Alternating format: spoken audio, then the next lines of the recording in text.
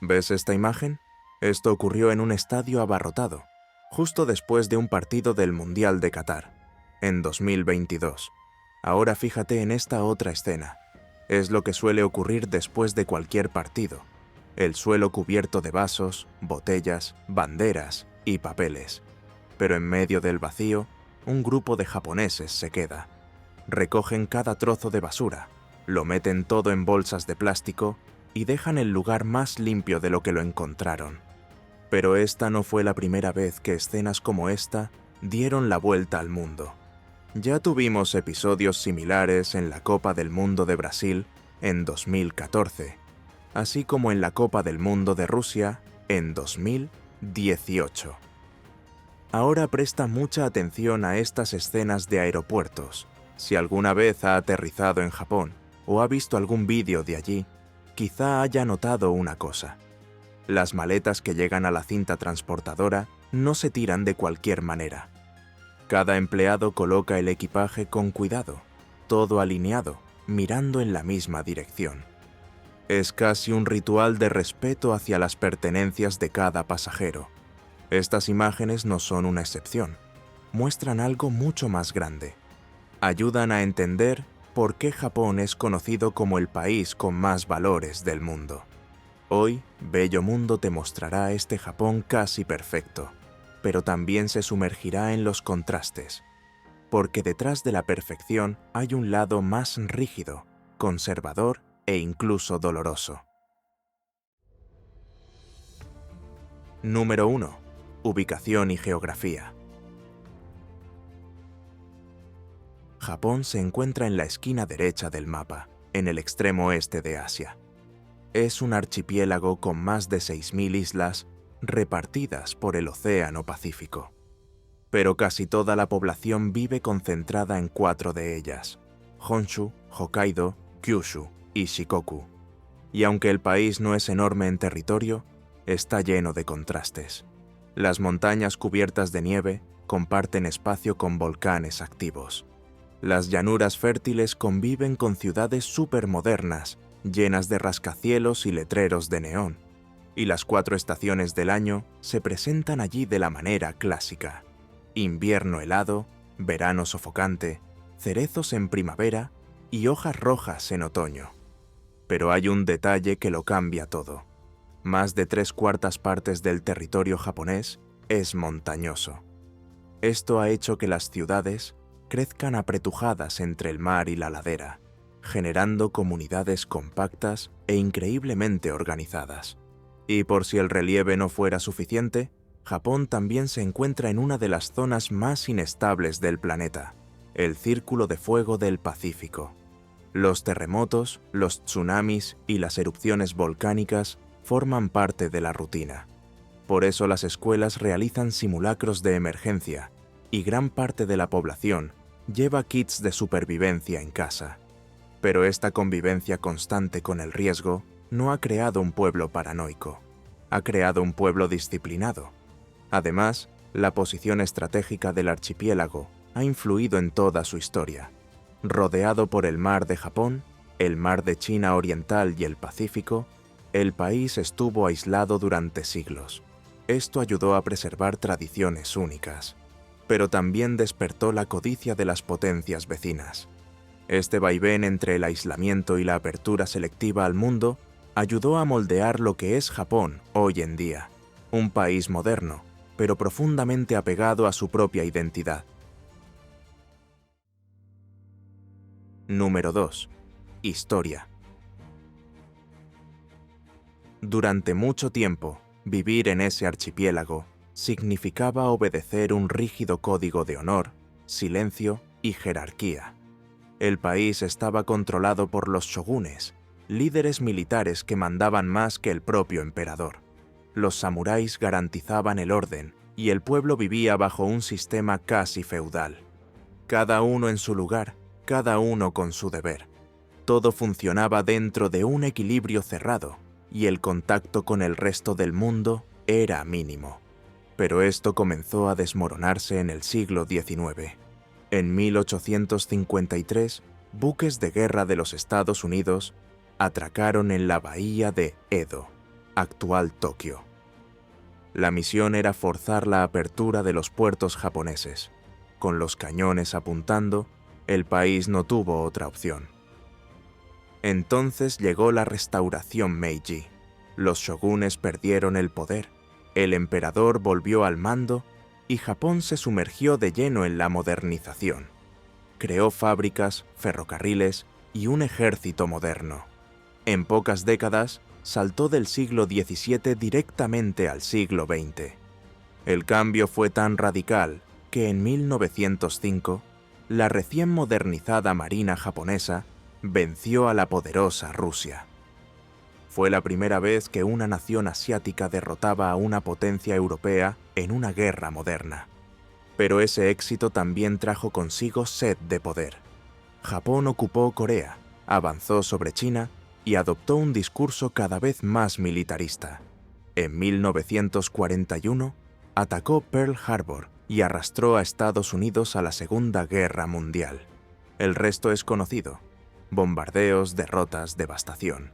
Y finalmente, 2 bombas atómicas. Hiroshima y Nagasaki fueron destruidas en agosto de 1945. Llegó la rendición, la ocupación estadounidense, el fin del imperio colonial. El país lo perdió todo, pero volvió a empezar. En las décadas siguientes, se reconstruyó a una velocidad impresionante. Creó tecnología, exportó automóviles y productos electrónicos. Se convirtió en símbolo de eficiencia y disciplina.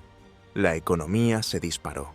El mundo fue testigo del llamado milagro japonés.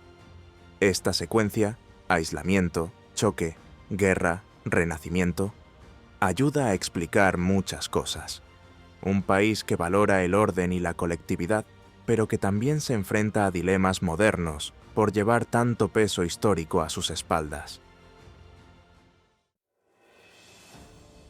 Número 3. Valores y buenos modales. En las estaciones de tren, nadie tiene que avisar. La gente simplemente hace cola.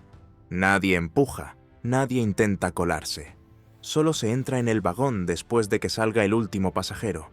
E incluso con el andén abarrotado, casi no se oye ni una palabra. Hablar por el móvil en el transporte público es una falta de educación. Comer allí también. Si alguien estornuda, se pone la mascarilla, baja la mirada, casi pidiendo perdón. Todo esto sucede por un concepto llamado meiwaku. Es el nombre que los japoneses le dan a la molestia que se le puede causar a otra persona. Y evitar esa molestia no es una elección personal, es un valor colectivo. Cada acción se piensa teniendo en cuenta al otro, desde quitarse los zapatos antes de entrar en una casa hasta inclinarse para dar las gracias. Todo sigue una lógica. No invadir el espacio ajeno, no molestar, no destacar demasiado. En los servicios, esto se convierte en hospitalidad, el famoso omotenashi. El empleado se inclina, da las gracias varias veces y entrega el cambio con las 2 manos. Y no es una exageración ni una formalidad vacía. Es un tipo de respeto que se ha convertido en un hábito. Y esto va más allá de la etiqueta. Es una forma de organizar la convivencia en una sociedad donde todo es estrecho. Las calles, los apartamentos, los trenes. Y donde el bienestar del grupo siempre está por encima de la voluntad individual. Número 4. Educación y disciplina. Si hay un lugar donde los valores japoneses quedan claros, es en las escuelas. Allí, los niños aprenden desde pequeños que cuidar el espacio es responsabilidad de todos. Al final de cada día de clase, tiene lugar el Souchi no Chikan, el tiempo de limpieza. Los alumnos cogen escobas, trapos y cubos y se ponen a limpiar el aula, el pasillo e incluso el baño. No existe la figura del conserje que lo hace todo. La propia clase se divide las tareas. Esta práctica puede parecer extraña para quienes vienen de fuera, pero tiene un propósito muy claro: enseñar disciplina, trabajo en equipo y respeto por el espacio colectivo. Un niño que acaba de fregar el suelo difícilmente lo ensuciará a propósito después. Y esta mentalidad va más allá de las escuelas. Es habitual ver a los vecinos y comerciantes barriendo las aceras frente a sus casas y tiendas a primera hora de la mañana. Cada uno cuida lo que es suyo, y también lo que es de todos.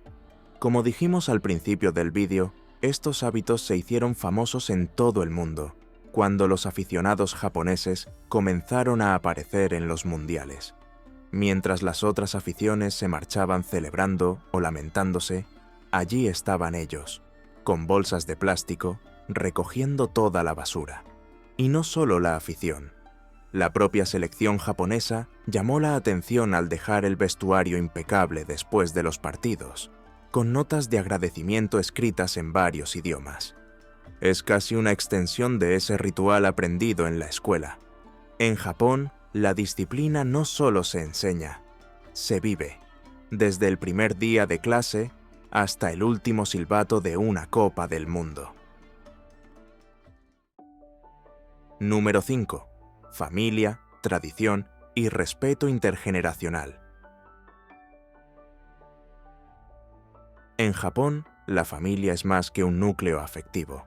Es la base de la identidad, el honor y la responsabilidad individual. Durante siglos, el sistema familiar japonés se ha regido por un concepto llamado ie, que puede traducirse como casa, pero que significa mucho más. El ie no es solo el lugar donde vive la familia, es el linaje, el nombre, la reputación que se transmite de generación en generación. En este sistema, el hijo mayor tenía la misión de cuidar de sus padres ancianos, heredar la casa y dar continuidad al nombre de la familia. Los matrimonios, las decisiones profesionales, incluso las amistades, todo estaba influenciado por la idea de mantener la armonía del clan. Hoy en día, el Japón moderno se ha alejado un poco de esta rígida estructura, pero muchos de estos valores siguen vivos en la vida cotidiana. El respeto a los mayores sigue siendo una regla implícita. Hablar con el abuelo o la abuela requiere un vocabulario más refinado. En las visitas, los ancianos son los primeros en ser atendidos. Y en Año Nuevo, la fecha más importante del calendario japonés, es tradición visitar a los padres, los abuelos y las tumbas de los antepasados. De hecho, los muertos no son olvidados. En agosto se celebra el Festival de Obon. Miles de familias regresan a sus ciudades de origen, decorando la casa con flores, incienso y linternas. Creen que los espíritus de sus familiares regresan para una última visita, y todos se reúnen para recibirlos, darles las gracias y recordarles.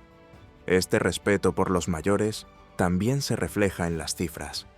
Japón es uno de los países con mayor envejecimiento del mundo. Más del 28% de la población tiene más de 65 años. Y, a pesar de haber tantos ancianos, no es habitual verlos aislados. Muchos siguen trabajando, caminan solos por las calles, participan en actividades en grupo y siguen siendo figuras centrales dentro de las familias. Lo que se ve, en el fondo, es la continuidad de un valor antiguo, cuidar de los que vinieron antes. Y aunque hoy en día los jóvenes se casan menos, tienen menos hijos o viven solos en las grandes ciudades, el respeto por las raíces sigue siendo un vínculo fuerte en la cultura japonesa. Pero ese vínculo también puede apretar, porque junto con todo ese sentido del deber, viene un peso que no todo el mundo puede soportar. Y ahí es donde empiezan a aparecer las grietas. Número 6. Cuando los valores se convierten en presión. En una cultura en la que el grupo siempre está por encima del individuo, quien no encaja, desaparece. Y esto no es una forma de hablar. Cada año, miles de personas simplemente desaparecen en Japón, sin dejar rastro, sin dar explicaciones. Se les llama yohatsu, que en japonés significa evaporados. La mayoría desaparece por vergüenza. Vergüenza por haber perdido el trabajo, por haberse divorciado, por no haber estado a la altura de lo que la sociedad esperaba de ellos. Y para evitar la vergüenza, prefieren desaparecer. Abandonan su casa, sus documentos, su identidad. Incluso hay empresas especializadas en ayudar a las personas a desaparecer. Vacían apartamentos por la noche, borran rastros, ayudan al cliente a empezar de cero en otro lugar. Y lo más impresionante, muchas familias prefieren aceptar la desaparición antes que exponer públicamente la vergüenza. Y ese no es el único síntoma de un país que exige demasiado autocontrol. Uno de los más conocidos y preocupantes es el karoshi, palabra que significa muerte por exceso de trabajo. Sí, esto se reconoce oficialmente en Japón. Personas que literalmente mueren por trabajar demasiado.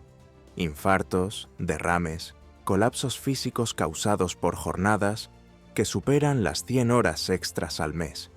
Hay informes de personas que duermen en la empresa, que vuelven a casa solo para ducharse, que trabajan 7 días a la semana sin quejarse. Porque quejarse sería causar molestias. Y causar molestias, como ya hemos visto, es el peor error que alguien puede cometer.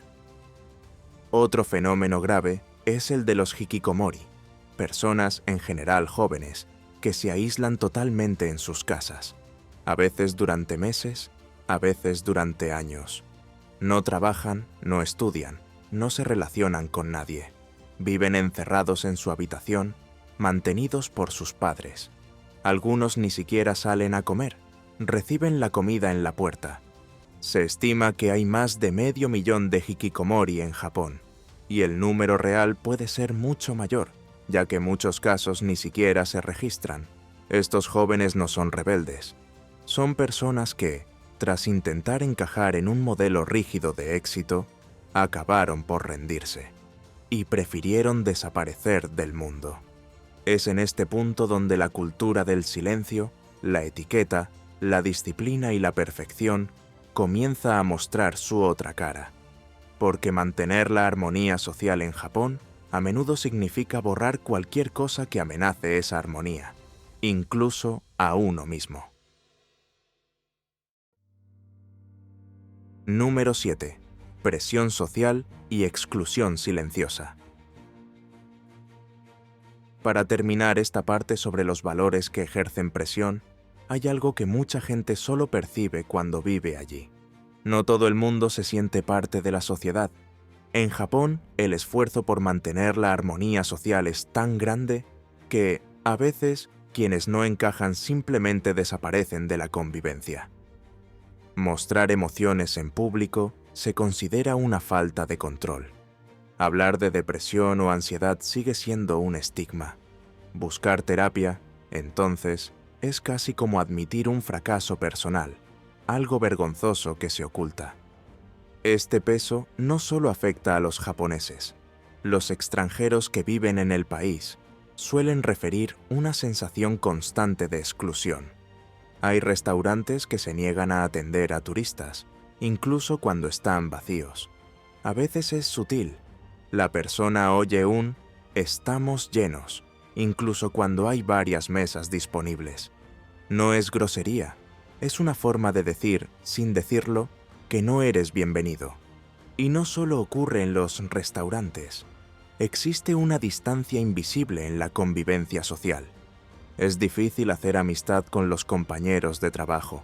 Es raro que te inviten a la casa de alguien. No importa cuánto aprendas el idioma, respetes las costumbres o te esfuerces por adaptarte. Aún así, puedes seguir siendo visto como un forastero. No se trata de violencia. Es un alejamiento silencioso, educado, pero firme. Es la idea de que lo diferente molesta y que lo mejor es mantener la distancia. Esta barrera invisible, que separa sin escándalo, también es una forma de presión. Porque, en el fondo, la regla no escrita es siempre la misma. Si no encajas, es mejor no estorbar. Es difícil encajar a Japón en una definición simple. Por un lado, el país de los robots que sirven ramen, de los trenes bala que nunca se retrasan, de las máquinas expendedoras en cada esquina.